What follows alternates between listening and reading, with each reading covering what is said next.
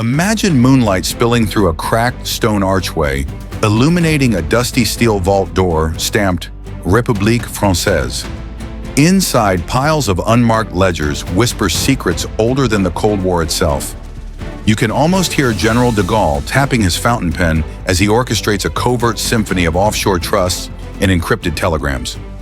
What if I told you that, hidden beneath the grand cathedrals of Pouljord Province, a church bank once funneled millions to power France's nuclear ambitions, right under the noses of the CIA and the KGB? 30 seconds in, and you're already wondering, how do you move a fortune without leaving a single fingerprint? It's like 007 tracking a nuclear warhead, except our hero is a bishop in tweed, and the weapon is pure franc gold.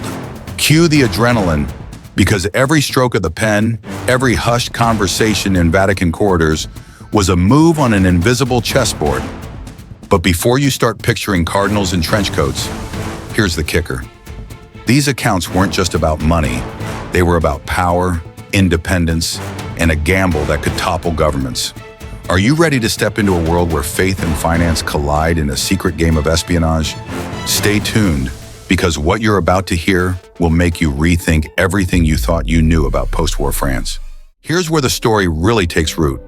It's 1946, Europe lies in rubble, and Charles de Gaulle is determined to crown French independence with more than patriotic speeches.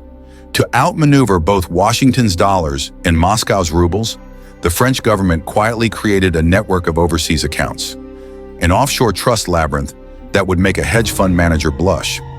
An offshore trust, by the way, is simply a legal shell in a friendly foreign jurisdiction to hold assets under a veil of discretion.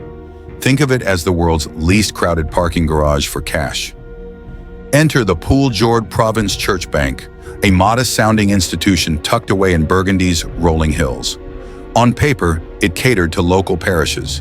In practice, it was the financial equivalent of a Swiss Army knife. Versatile, razor-sharp, and almost invisible. Cardinal François Leclerc, part-time bishop, full-time financial strategist, presided like a conductor over this sacred vault, balancing ledgers instead of hymns. And you thought balancing your checkbook was hard. Meanwhile, senior banking regulators in Paris, including the ever-skeptical Jacques Dupont, raised an eyebrow at suspicious wire transfers labeled monastic supplies. Investment tycoons like Marguerite Laurent quietly funneled colonial donations, rubles from Syria, francs from African territories, into numbered accounts. A classic case of bribery and money laundering, although here bribery simply meant greasing palms with a smile, and money laundering involved more confessionals than dry cleaners. Let's just say the confession box wasn't the only place sins were cleaned. Across the Atlantic, CIA operatives nicknamed the operation Project Invisible Treasury, while in Moscow, KGB cryptographers spent long nights decoding Vatican Bank memos. Yes, the Vatican Bank, a centuries-old institution built on trust, found itself complicit in a financial cloak and dagger. Behind its marble facade, President de Gaulle's financial advisors whispered about hedged arbitrage, capitalizing on small price gaps between markets to secure risk-free profits, like snapping up croissants at one bakery and selling eclairs next door. In the Ministry of Defense's declassified files, you'll find telegrams stamped high priority that read like a spy novel. Ensure funds reach Pierrot and Coers by midnight, discretion paramount. Pierrot and Company was a front company registered in Geneva, staffed by a rotating cast of accountants and clerics. It moved money with the precision of a Swiss watch. No wonder the Soviets nicknamed it Le Fantôme. What about the French Secret Service? The SDECE, Service de Documentation Extérieure et de Contre-Espionnage, monitored every transaction, posing as gastronomic critics one day and art historians the next. Their mission? To ensure that not a single cent financed anything beyond the peaceful production of electricity, well, nuclear electricity, that is. Behind every polite bon appetit telegram lay the threat of tipping global power balances. By the late 1950s, whispers of a clandestine nuclear program began to surface. Who supplied the uranium? Who funded the reactors? Behind every answer was another question, and behind that question, another hush-hush memorandum buried in a monastery archive. The stage was set. Faith, finance, and foreign policy entwined in a dance more intricate than a Parisian waltz. Now that we've uncovered the players and the pawnshops of power, get ready for the first clue, because the real suspense is only just beginning. Now step quietly as we trace the first breadcrumbs of this financial espionage thriller. Every revelation, another pulse in your neck. We'll break our hunt into 3 chilling clues, each tighter than the last. Ready? Let's dive in. First clue, the mysterious account. It begins in a dimly lit back office at the Banque de France, where an SDECE analyst named Marcel Fournier stumbles on a dossier labeled Compte 501A. Behind that innocuous label lay an offshore trust, essentially a legally sanctioned shell company in a tax-friendly jurisdiction, that held more unmarked francs than Paris had patisseries. What was a church bank doing with an investment vehicle typically favored by fortune hunters? Who thought a dusty ledger could cause more headaches than filing your taxes? Marcel's heart raced when he saw transfers to Piero and Company in Geneva, each tagged nuclear supplies. Here's the rundown. An offshore trust offers secrecy by parking assets beyond the prying eyes of your home country's regulators. In plain English, it's the world's best hiding spot for money that shouldn't be traced. Marcel spent days cross-referencing wire logs, like connecting dots, but the dots were millions of francs. Every time he thought he had a pattern, the account number shifted. It was as if the Treasury itself were playing hide-and-seek. Transition. When you peel back one layer of secrecy, another slithers into view, and that's exactly what happened next. Second clue, the international informant. Enter Sister Marie Claire, a Vatican Bank auditor with a nose for irregularities sharper than a cathedral spire. She sent an anonymous letter to Paris. Funds diverted from pastoral care to weapons research. Evidence enclosed. In her envelope was an internal memo mentioning bribery and money laundering. Bribery, a euphemism here for greasing bureaucratic palms with discreet church donations.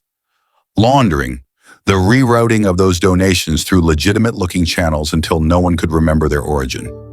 Could a single nun bring down an empire? Sister Mary Claire's tip-off revealed a network of shell corporations in Luxembourg, the Netherlands, and even the Caribbean, an international informant channel worthy of a spy novel. She described coded telegrams. Black roses bloom at midnight, in order to transfer funds to a front company manufacturing reactor parts. Why did the Vatican, of all institutions, become a financial middleman? Because no one twice suspects a holy order of funneling cash for covert nuclear ambitions. If only my college roommate whispered that much gossip, I'd probably graduate sooner. Transition, just when you think the game is mapped, watch the board flip. Third clue, the sudden disappearance of funds. Picture this. In October 1954, a shipment of gold-backed francs sails from Marseille, destined for Geneva's vaults. Overnight, it vanishes. No pirates, no storms, just a ghost ship of bullion. The logs show a buy-sell spread exploited through hedged arbitrage, profiting from small price gaps across markets by simultaneously buying low in one place and selling high in another.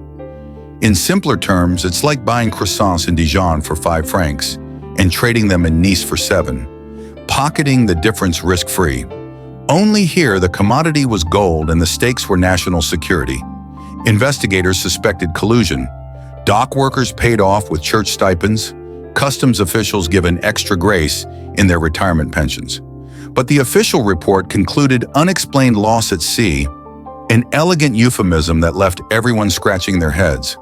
How do you make millions vanish as if by magic? Like a magician's greatest trick, with fewer rabbits and more Bibles.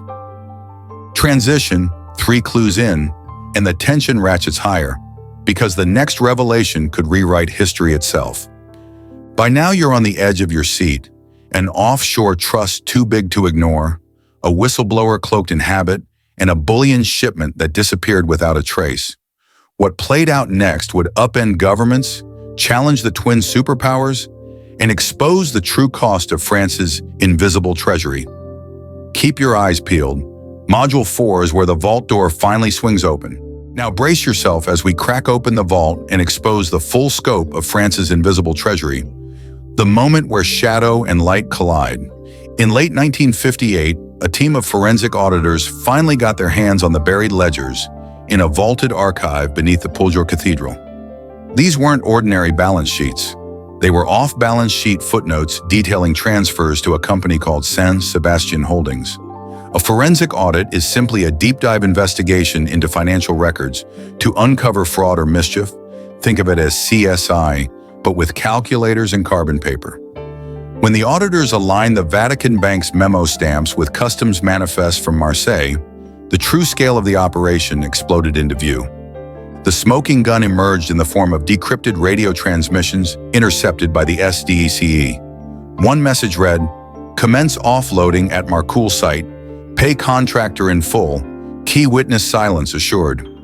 Marcoule was France's first nuclear plant, and contractor here meant a network of shell outfits supplying reactor components. These transmissions proved that millions of unmarked francs had flowed straight into the heart of France's atomic ambitions. If you thought code names were just for spies wearing fedoras, think again. Every piece of nuclear hardware had a code-named invoice. Even more astonishing was a recorded phone call between Cardinal Leclerc and General de Gaulle's personal finance advisor, taped by a disgruntled operator as part of routine security checks. In it, Leclerc quipped, "One might question the holiness of laundering money through a monastic account, but faith inspires precision." He was joking, sort of, but the implication was clear. The church bank wasn't just a charitable institution, it was an essential cog in a national defense machine. Who knew a bishop could sound like a hedge fund manager? Just when you thought it couldn't get more surreal, an internal confession surfaced from a senior Pouljord branch manager. He admitted that part of the funds had been diverted as quiet contributions to African warlords friendly to French interests in Morocco and Algeria. Bribery and money laundering took on a new meaning when laundering meant smoothing over geopolitical tensions. That revelation shocked auditors. Here was pure finance being wielded as a diplomatic weapon, laundering not only money but influence and allegiances. At the heart of it all stood a masterstroke of hedge arbitrage, profiting from price differences in multiple markets simultaneously. In this case, the arbitrage involved buying uranium pellets in Belgium at below-market rates, shipping them via San Sebastian to Germany for an intermediate processing fee, then reselling enriched material back to France at a premium. Hedged arbitrage, in plain English, is buying low and selling high in different places to lock in profit with minimal risk. Like snapping up a bargain baguette in Lyon and instantly flipping it for a premium in Paris. Only here, the commodity was nuclear fuel. The tipping point arrived when a special commission in the French Parliament convened under mounting public pressure. Hearings were broadcast nationwide. Regulators, clerics, and retired generals testified under oath. One senator thundered, "Is this an act of patriotism or perfidy?" The live audience gasped as documented evidence showed Vatican Bank checks made out to Congo Patriotic Fund, an innocuous name hiding payments used to fund clandestine intelligence networks. It was the first time ordinary citizens saw photographs of ledger pages stamped with the papal crest.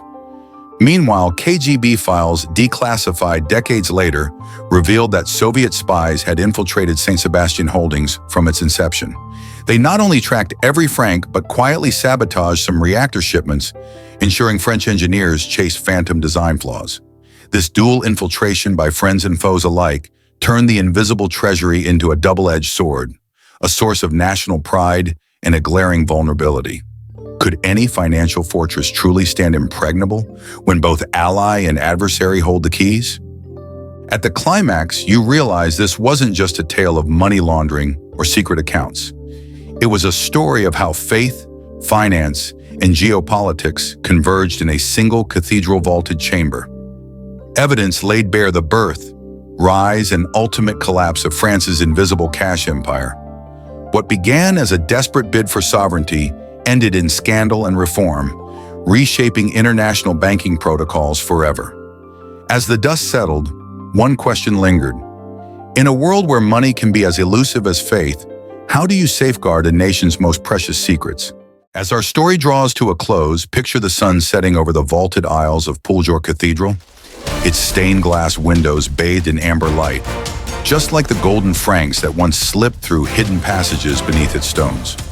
What lessons can modern investors and curious citizens glean from this once invisible treasury? First, never underestimate the power of offshore trusts. They can shield assets from prying eyes, yes, but they can also shield accountability. If you're tempted to hide your portfolio behind a fancy shell company, remember, secrecy can become your own worst liability. Second, beware mission creep.